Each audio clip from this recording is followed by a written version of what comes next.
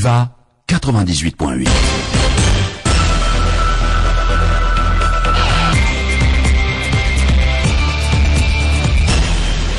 Am kafalina toklasy topokivavy no iarabananao tonga soa tanatiny ity fotoana ny fampahalamba-baovao atoandro eto amin'ny Viva Radio ity manasanao ampananjana alaraka ny fampahalamba-baovatra amin'ny farany tain'Andriamafy no mikirakira ny lafiny teknika Natalie Ramanambe no eto amin'ny fanlorana.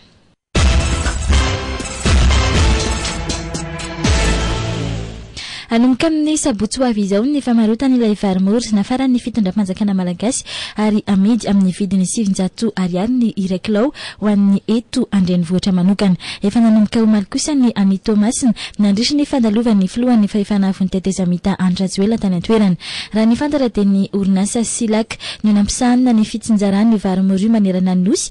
Ireo tambazotra na mpamingady sy mpanjara miara-miasa amin'ity orinasa ity araka izany no anaparitaka ireo varimora ireo na izany atsany apetraka hatrany ny fanaramaso entitra mba isoroana ny mety ho fanodikodirana ity varimora ity.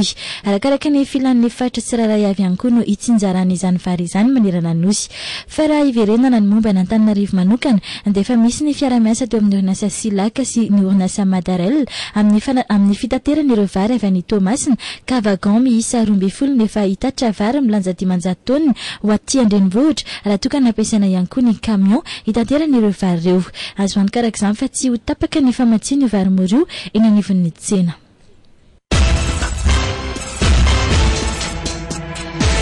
Omaly moa dia nitsena ny fahatongavan'ireo varimora ampahany voalohany milanja 2 alina taonina ny filohan'ny fahefanavony Tetezamita Andrajoela tany Thomasina niaraka tamin'ireo mpiara-miasa amin'ny akaiky vitsivitsy nahitana ny ministra ny vola Era Jonarmapianina. Nisy mihitsy ny fitsidihana ny samby izay nitondra ireto varimora ireto vary izay fantatra fa nafarana avy an'ny Birmanie manana prix ur 520 isanjato ary tsara kalitao tokoa. Taorian'izany dia nirosona avy hatrany ny fanomboana ny famarotana azy.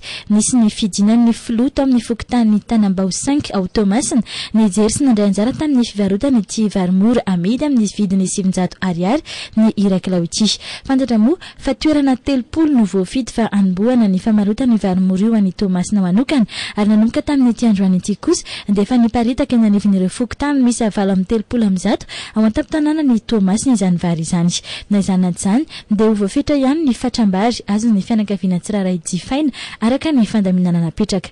Kendrena ihany koa ho ny fanazavana ny ampifameny ity etsika varimora ity amin'ny fiakaran'ny vary manaraka eto an-toerana afaka 3 volana eo.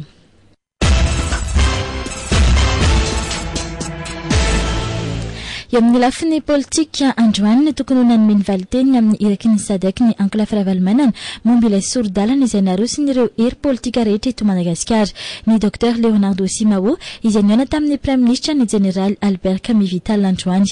Tamin'izany no nilazany tamin'ny mpanao gazety fa afaka andro vitsy no ivoan'ny endriny farany na version finale amin'ilay sorodalana narosin'ny SADC ny vondrona politika malagasy. Hatreto hoy ny fanazavan'ny Dr Simao dia ny Ankolafy Ratsiraka sy ny Ankolafy Zafy Albert no efa nilaza ofisialy fa tsy hanao soni sorodalana io. Ny Ankolafy Ravalomanana kosa raha ny fanazavany ihany dia karazan'ny nametraka fepetra satria an'olitra fanitsina na amendement izy ireo ary anao soni tokoa raha toka raisiny izay fanitsina izay.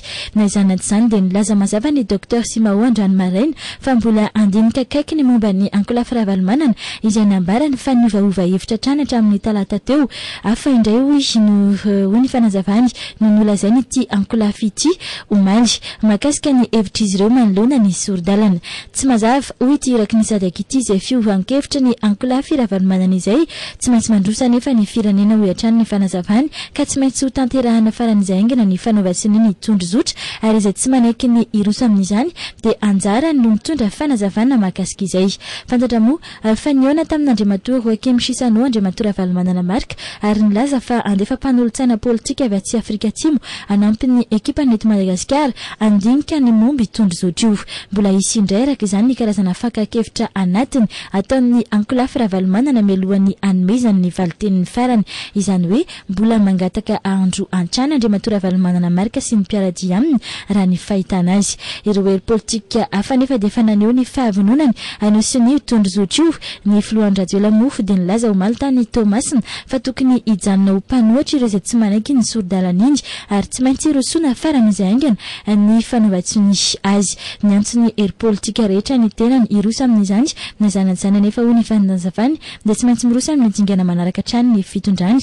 Isy arak'izany ny famiriny ireo mpanao politika rehetra izay atao ny talata na ny alarobia ho avy izao.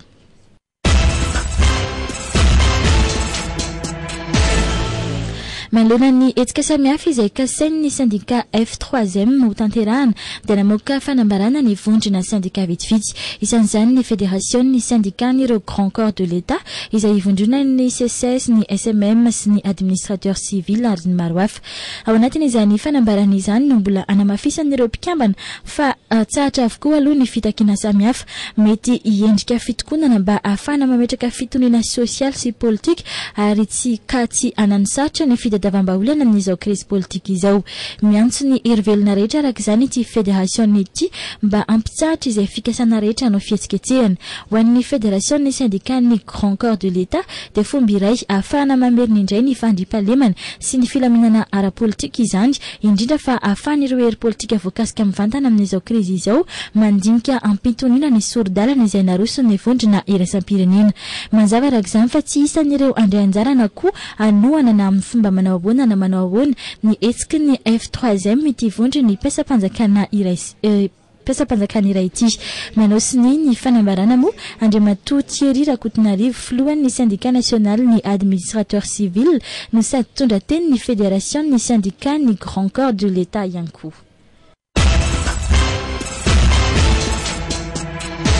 Tsy fotoana ny fampikatsona ny firenena intsony izao kosa ny vondrony syndicat ny mpiasam-panjakana eto Madagasikara. Ity vondrony ity dia miantso ny mpiasam-panjakana rehetra mba ho tony sy tsy ho voarebireby ary anatanteraka amin'ny atsakany sy andavany ny asa sahaniny.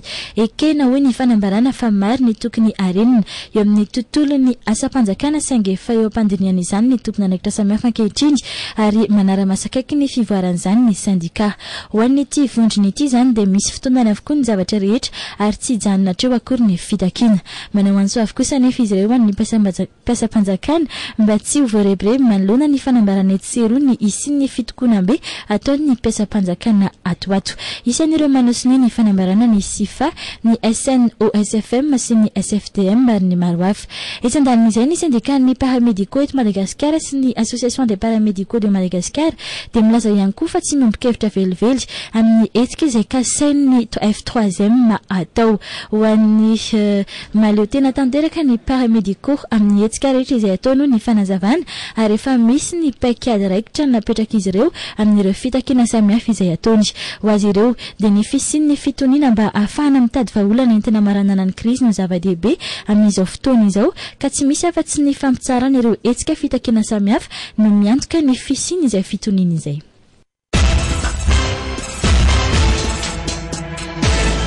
Nivoaka an-gazety nanomboka tamin'ity androany ity ny fanambarana faharoa ho amin'ity taona 2024 ity avy amin'ny CFAFI na ny sehatra fanaraha-maso ny fiainam-pirenena. Amin'ny ankapobeny dia miompana betsaka amin'ny fanatanterahana ireo fifidianana samihafa izay nambara fa atao amin'ity taona ity izany fanambarana izany. Teboka maromaro no voaresaka, isan'izany ny tokony anatsarana ny fomba famolavolana ny lisam-pifidianana izay nisian'ny lesoka nandrisy ny fitsapakevy baboaka farany teo raha ny fahitan'ny CFAFI azy. Adidy masina sy adidy maolo-pirenena nefa ny mifidy ny CFAFI ka tokony andrenandraiky ny mpifidy rehetra hijery raha tafiditra tokoa anatin'izany lisam-pifidianana izany ny anarany. Everina nefa ho ny fanioan-kevitra fa tokony ho faranana any amin'ny faran'ny volana May anoany ny famolavolana io lisam-pifidianana io. Momba ny sioni dia everina ho ny CFAFI fa tokony hiditra andrafitra izany ny mpanohatra. Ilana ihany koa ny fampahafantarana ny be sy ny maro ny tena votoatin'ny lalàna mifehy ny fifidianana eto Madagasikara. Isan'ny takin'ny CFAFI ankoatr'izay ny tokony andiniana ny lalàna mifehy ny famatsim-bola ireo antoko politika sy ny famatsim-bola amin'ny fifidianana. Ny fametrahan'io lalàna io ho ny CFAFI dia miantoka ny fahatokisan'ireo mpifidy ireo mpanao politika ary tokony ho lahadinika eo anivon'ny kongresy ny tetezamita sy ny filan-kevitra ambonin'ny tetezamita izany amin'ny fotoam-pivoriana manaraka. Momba ny tetiandro amin'ny fifidianana kosa dia mazava ny fanioan-kevitry ny CFAFI. Ny fifidianana solombavam-bahoaka no tokony hialoha ny fifidianana filoham-pirenena mba ahafahana mametraka ilay antsoina hoe contre-pouvoir eny anivon'ireo androm-panjakana roa. Miantoka ny fisian'ny demokrasia marina izany hoy ny fanambarana. Ho an'ny CFAFI dia tokony hovitaina mialohan'ny 24 Jona ny fifidianana solombavam-bahoaka raha tokana ny volana Septambra sy volana Oktobra any ho any ny fifidianana filoham-pirenena. Ary isan'ny anehoany ity ny CFAFI hevitra ihany koa ny momba ny fampitsoran-keloka. Mahafaly ny mahita ao anatin'ilay soro-dalana nasipanitsiana avy amin'ny vondrona iraisam-pirenena hoy ity rafitra ny fiarahamonim-pirenena ity fa vosikajy ho isan'ny tsy azo izany fampitsoran-keloka izany ireo mpanao politika voaheloka noho ny raharaha fanodikodiana-mbola mpanjakana.